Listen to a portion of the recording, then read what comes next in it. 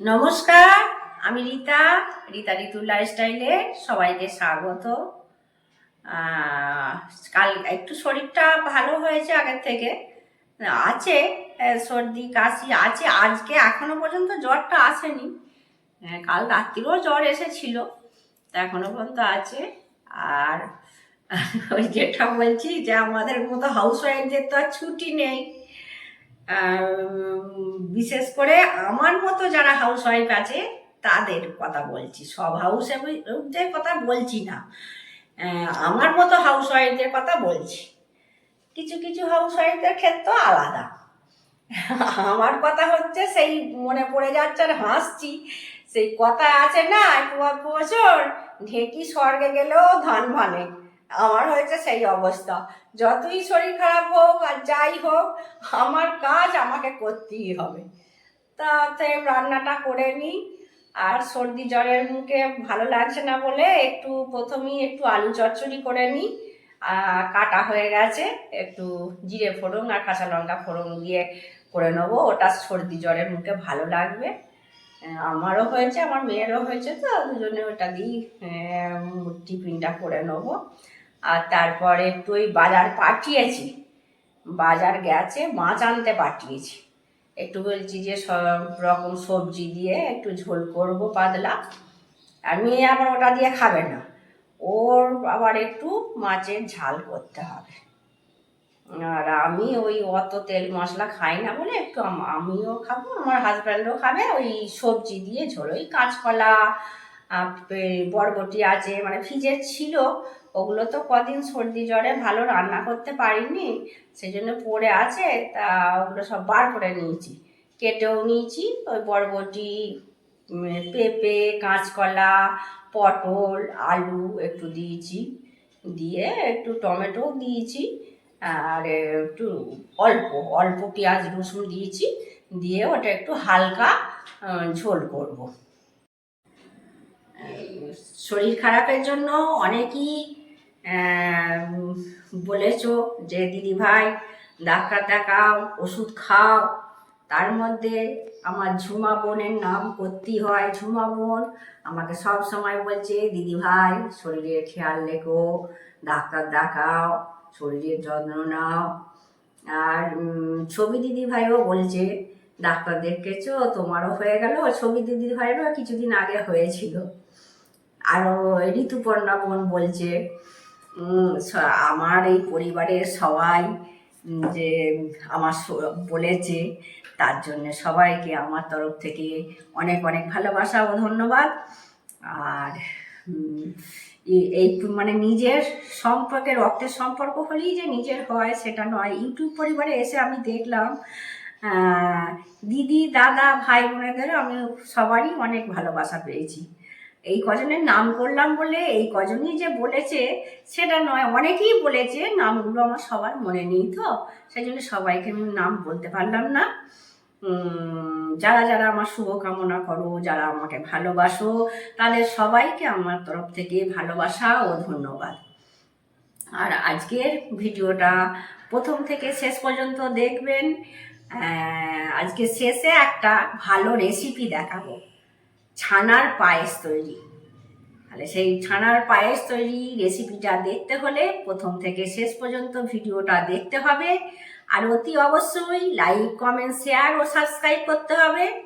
তাহলে চলুন রান্নাঘরে যাই, কি রান্না করছি দেখাবো। তারপর শেষকালে আমি ছানার পায়েসটা করব। প্রথমে আমি রান্না করে নিয়ে গ্যাস মুছে নেবো, তারপরে ওটা তো নিরামিষ, তারপরে আমি ছানার পায়েসটা করব। এই যে আলু চচ্চড়িটা হয়ে গেছে,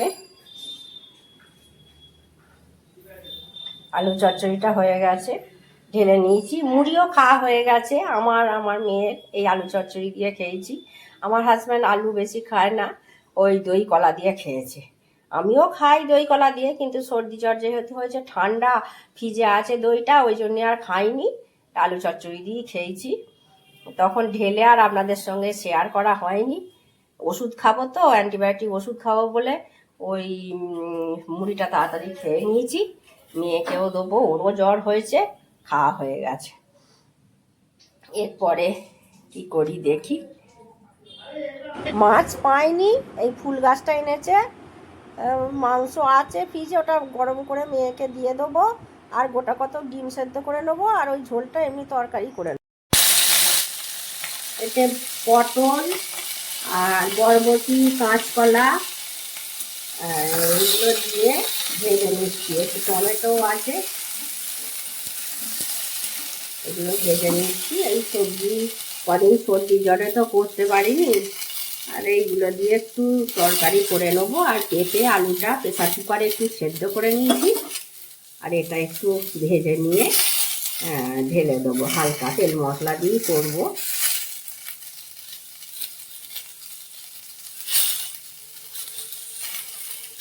এটা একটু ভেজে নিচ্ছি।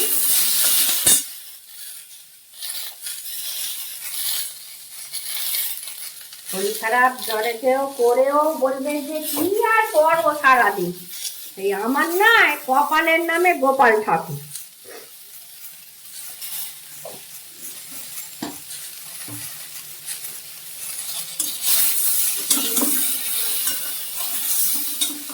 এগুলো ভালো করে ভেজে নিচ্ছি। মানে আজকে তো 6-7 দিন হয়ে গেল জ্বরে ভুগছি, শরীরটাও দুর্বল হয়ে গেছে, হাত পাগুলোও কাঁপছে থরথর করে, একদম শরীর চলছে না, তবুও আমাকে করতেই হবে। তাও দিন শেষে শুনতে হচ্ছে কি আর করছে।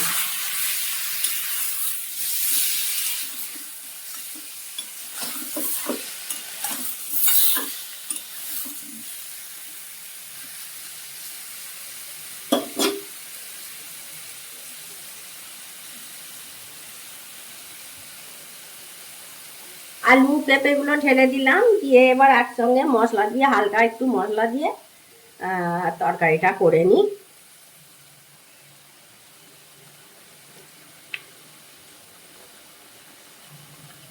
একটু লঙ্কা দিচ্ছি, হাত থেকে আবার পড়েই যাচ্ছে, এত হাত পা কাঁপছে, হাত থেকে পড়ে যাচ্ছে। অল্প একটু জিরে,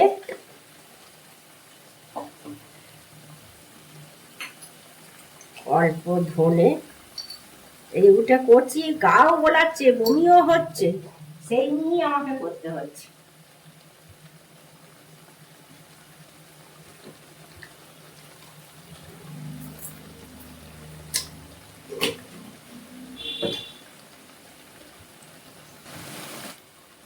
পেঁপে আলুটা ঢেলে এটা মশলা দিয়ে, এই আগে তো ওই বরবটি, পেঁপে, আলু, টমেটো ওটা দিয়ে কষিয়ে নিয়েছি, আর পেঁয়াজ রসুন দিইনি, ভালো লাগছে না, আর এমনি করবো।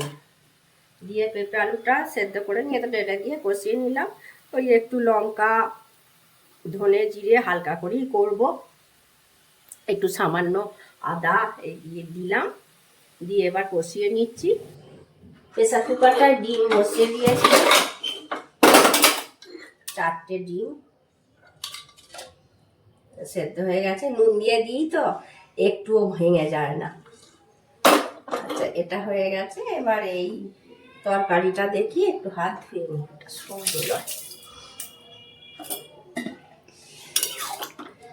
এই তরকারিটা হয়ে গেছে, এটা ঢেলে নেবো, নিয়ে এতে আমার মেয়ের মাংসটা গরম করে নিই। তরকারিটা ঢেলে নিয়েছি, আর এই কড়াতে মাংসটা গরম করতে দিয়েছি।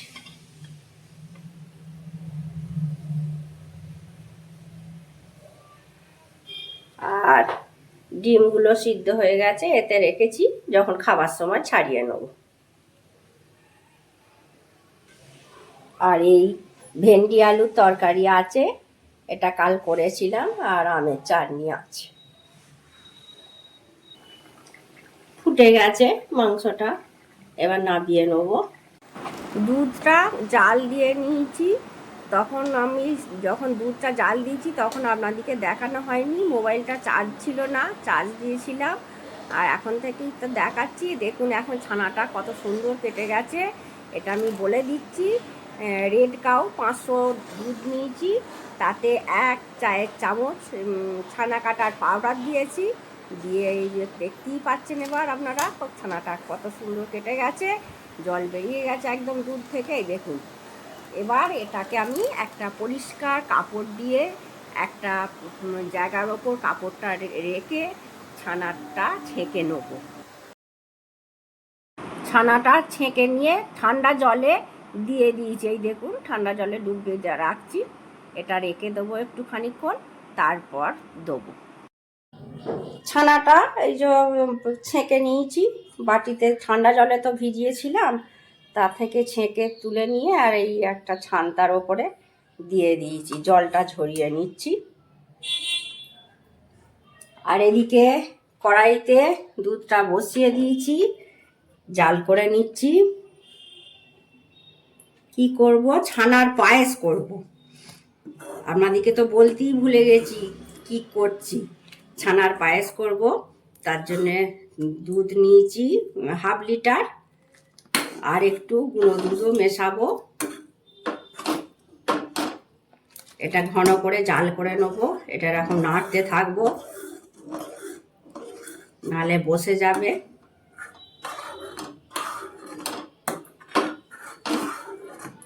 এটা নেড়ে নিচ্ছি।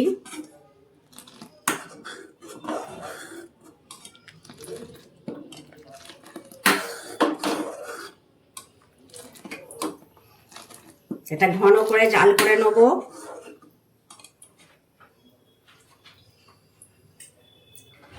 আর কি লাগবে এতে, আর ড্রাই ফ্রুট কিছু কুচিয়ে নিয়েছি, আর হালকা একটু মিষ্টি দেবো।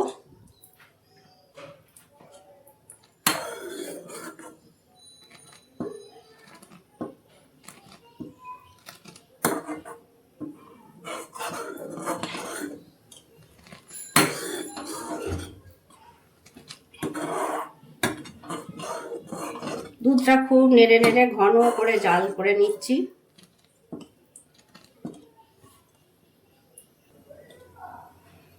চিনি একটু দেবো, দিয়ে একটু ভালো করে জাল করে নিচ্ছি।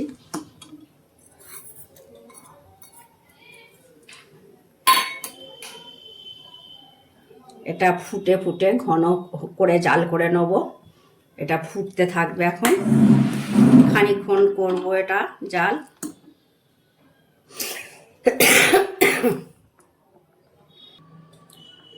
ঘন হয়ে গেছে দুধটা, এবার ছানাটা তুলে দিয়ে দেবো ওতে, ভেঙে ভেঙে।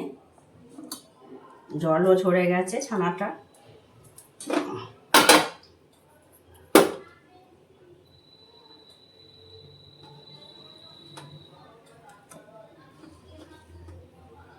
ভেঙে ভেঙে দিয়ে দিচ্ছি।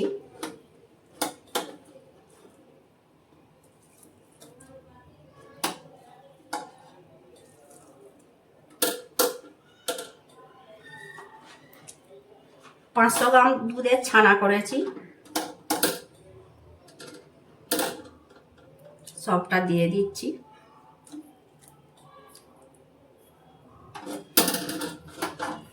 এবার এটা ফুটিয়ে নেব।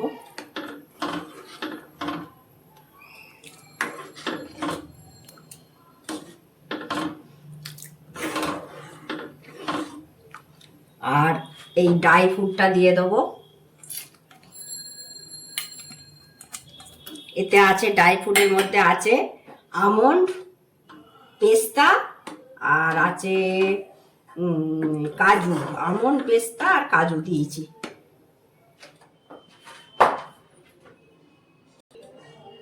এবার নামানোর আগে একটু ওই ছোট এলাচ গুঁড়ো করে নিয়েছি, এটা একটু দিয়ে দিচ্ছি। এই যে ছোট এলাচ।